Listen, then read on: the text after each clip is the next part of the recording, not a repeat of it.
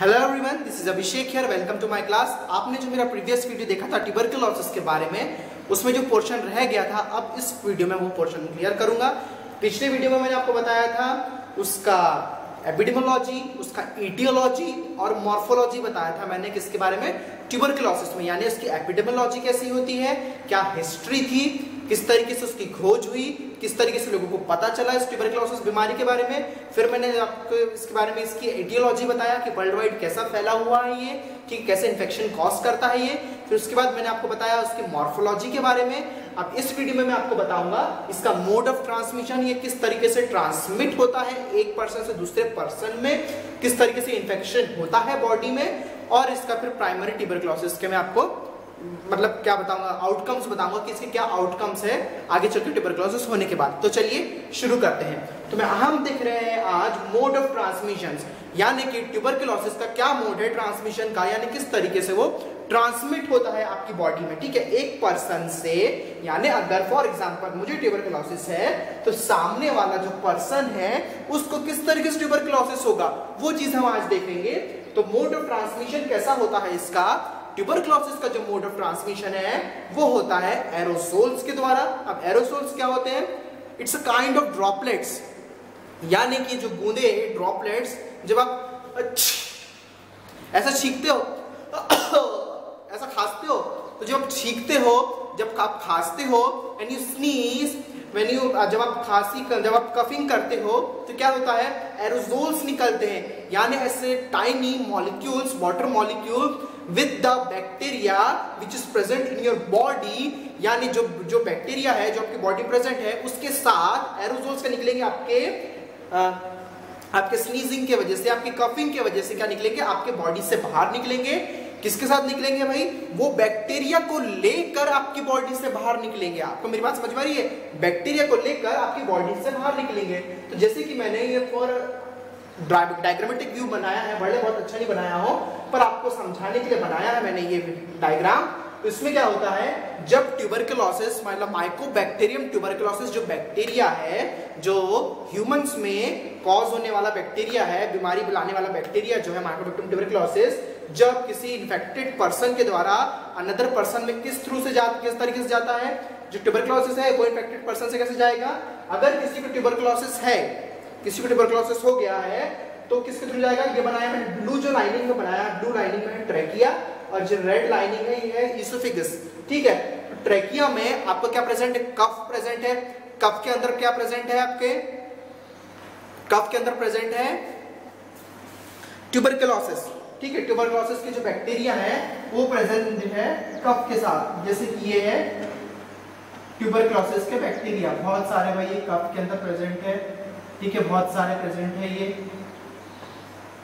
कफ में प्रेजेंट है, मिलियंस और ट्रिलियंस ऑफ बैक्टीरिया प्रेजेंट है। ठीक है, तो बहुत सारे बैक्टीरिया प्रेजेंट है आपके कफ में। सो व्हेन यू स्नीज या व्हेन यू कफ, जब आप स्नीज करते हो, जब आप कफिंग करते हो यानी खांसी करते हो, खांसी लेते हो, बलगम निकालते हो बाहर, तो क्या होता है, ये फ्लेम के थ्रू, फ्लेम या कफ के थ्रू क्या होते हैं, आपके बॉडी से बाहर आते हैं। ये क्या है, कफ, या तो आप इसको कफ बोल सकते हो या तो इसको फ्लेम बोल सकते हो। ठीक है, कफ या फ्लेम के थ्रू क्या होता है, आपकी ये बॉडी में आता है, बॉडी से बाहर निकलता है। तो जब आप स्नीज करते हो तो क्या टाइनी ड्रॉपलेट्स है वो आपके से बॉडी से बाहर निकलते हैं विद द बैक्टीरियम के साथ। तो जो सामने वाला पर्सन है जहां पे आपने वो बैक्टीरियम फैलाया है वो क्या कर लेगा, उस एरोसोल को इनहेल कर लेगा। अब इस तरीके से नहीं करता है जिस तरीके से मैंने बताया, नॉर्मली आप जब आप ब्रीथिंग करते हो तो क्या, जब वो इनहेल करता है उस बैक्टीरिया को, तो वो बैक्टीरिया जो इन्फेक्टेड पर्सन से जो अनइन्फेक्टेड पर्सन है यानी हेल्दी पर्सन है उसमें आ जाएगा। इस तरीके से क्या होगा, जो बैक्टीरिया का क्या होगा, ट्रांसमिशन होगा एक से दूसरे में। ठीक है, फ्लेम और कफ के थ्रू। ठीक है, इस तरीके से तो हुआ ट्रांसमिशन। तो ये क्या होगा, जब पल्मोनरी पल्मोनरी ट्यूबरकुलोसिस होता है और एक होता है एक्स्ट्रा पल्मोनरी ट्यूबरकुलोसिस।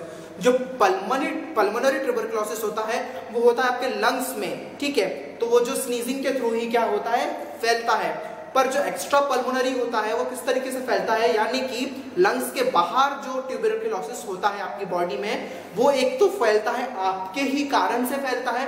किस तरीके से फैलता है, जैसे कि आपने कफिंग किया, यानी आपकी कफ आया, बलगम आया आपके गले में, कफ आने के बाद क्या होगा, ये जो कफ यहाँ पर आया तो कफ यहाँ पर आएगा, ये आया माउथ में, कफ आया विद द बैक्टीरियम। जब आप कफ आने के बाद उस कफ को जब स्वॉलो कर लोगे, यानी उसी कफ को जब आप निगल लोगे दोबारा, आपका जो ट्रैकिया से कफ आया और आने के बाद वो वापस ट्रैकिया में नहीं लौटता है। ये ध्यान रखना, जब आप कफिंग करते हो करते हो ना, कफिंग करते हो, कफिंग करके वो माउथ में आता है, माउथ में आकर it does not return in your trachea, वो ट्रैकिया में वापस रिटर्न नहीं होता है, वो आपके माउथ में आकर वो रिटर्न होता है इसोफेगस के थ्रू आपके स्टमक में आ जाता है, इंटेस्टिन्स में चले जाता है, गैस्ट्रो इंटेस्टिनल ट्रैक्ट में चले जाता है कफ। अब वो नॉर्मल कफ तो जा रहा है आपकी बॉडी में, तो कोई टेंशन की बात नहीं है, क्योंकि जो आपका HCl होता है, हाइड्रोक्लोरिक एसिड रहता है, वो इतना पावरफुल होता है कि सारे बैक्टीरिया को वो क्या करता है, किल कर देता है।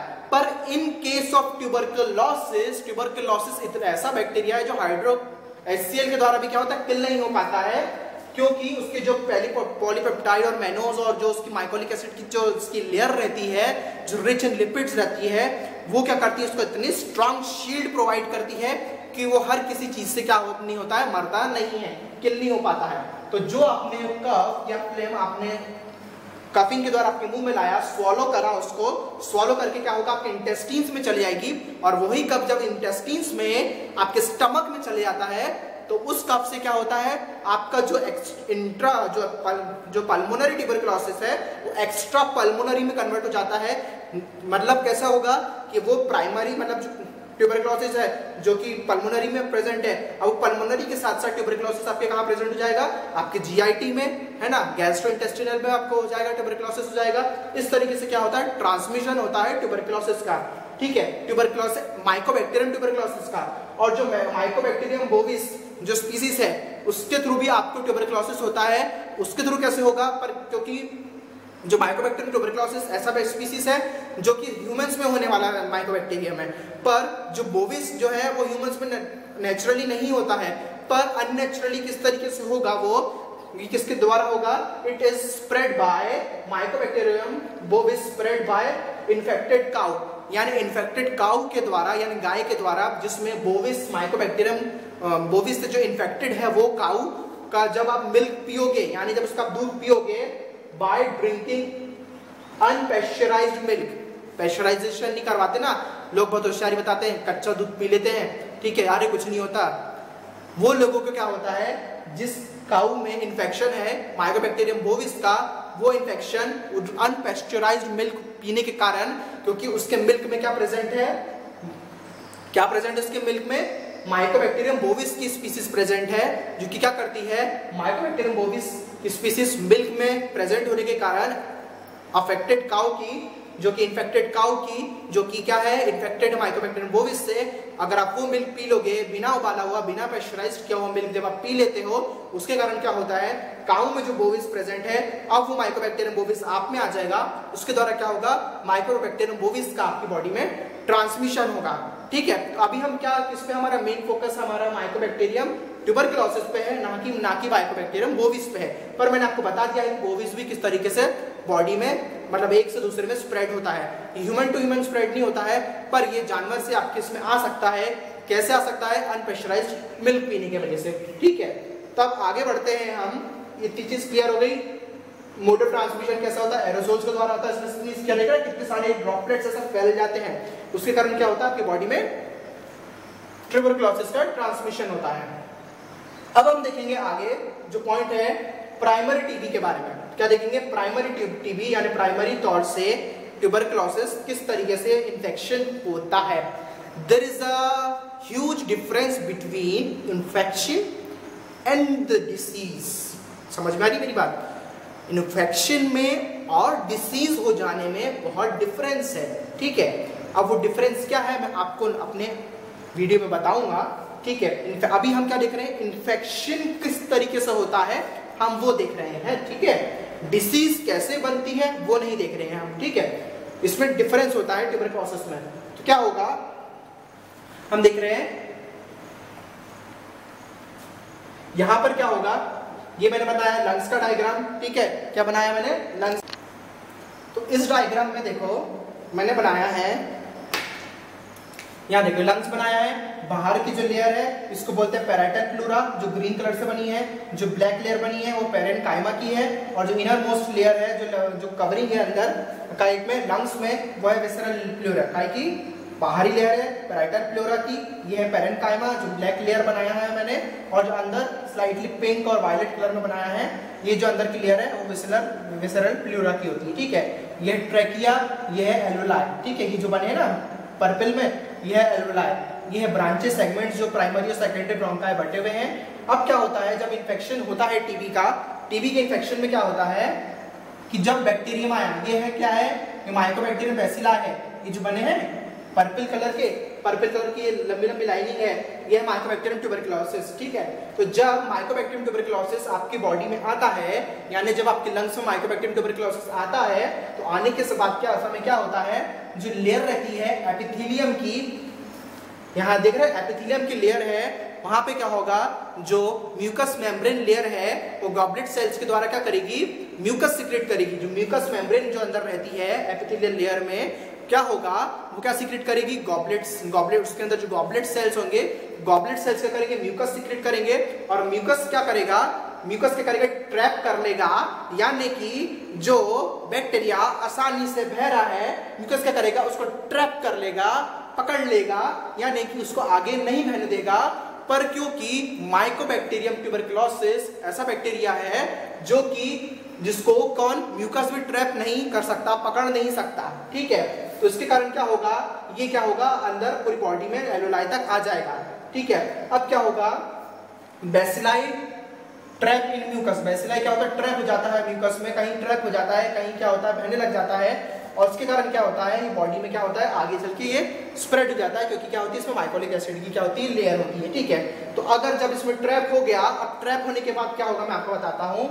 ये क्या है, इसके अंदर मैंने बनाया है ब्लू जो है, ये मैक्रोफेजेस क्या है। मैक्रोफेजेस क्या होते हैं, इट्स अ काइंड ऑफ, या तो it's a type of self defence mechanism of your body. क्या करते हैं, फैगोसाइटोसिस करते हैं, यानी कि जो भी चीज आती है आपकी बॉडी में, फॉरेन जो भी बॉडी आती है आपकी बॉडी में, क्या करता है, उसको इंगल्फ करने का, उसको खाने का, उससे लड़ने का काम करता है मैक्रोफेज सिस्टम आपकी बॉडी का।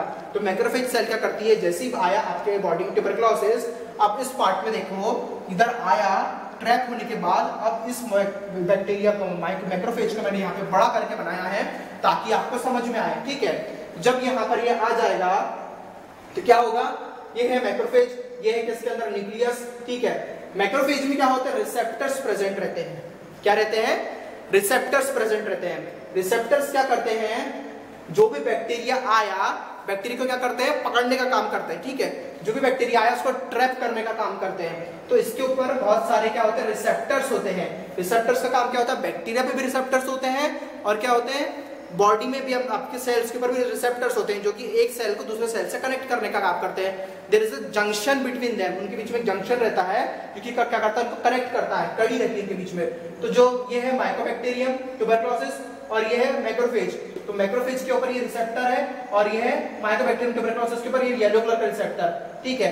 तो इसके ऊपर जो रिसेप्टर होता है वो मेनोज होता है, और जो मैक्रोफेज के ऊपर रिसेप्टर होता है वो क्या होता है, मेनाज होता है। कौन सा रिसेप्टर होता है, मैक्रोफेज के ऊपर रिसेप्टर होता है Menaz, and the receptor present in tuberculosis is called mannose, वो उसको बोलते हैं मेनोज, ठीक है। और कौन से रिसेप्टर्स होते हैं, इसके ऊपर होता है 3CB रिसेप्टर होता है, जिसको बोलते हैं कॉम्प्लीमेंट प्रोटीन।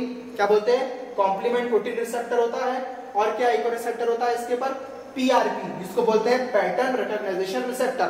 क्या बोलते हैं इसको, पैटर्न रिकॉग्नाइजेशन रिसेप्टर, ठीक है। तो ये रिसेप्टर का काम क्या होता है, पैटर्न, जिस पैटर्न में बैक्टीरिया है उसके पैटर्न को रिकॉग्नाइज करने के बाद इट्स अ स्पेशल प्रोटीन, जो स्पेशल प्रोटीन से बना होता है रिसेप्टर, उसको ट्रैप करने का, बैक्टीरिया को मैक्रोफेज के अंदर अरेस्ट करने का काम होता है।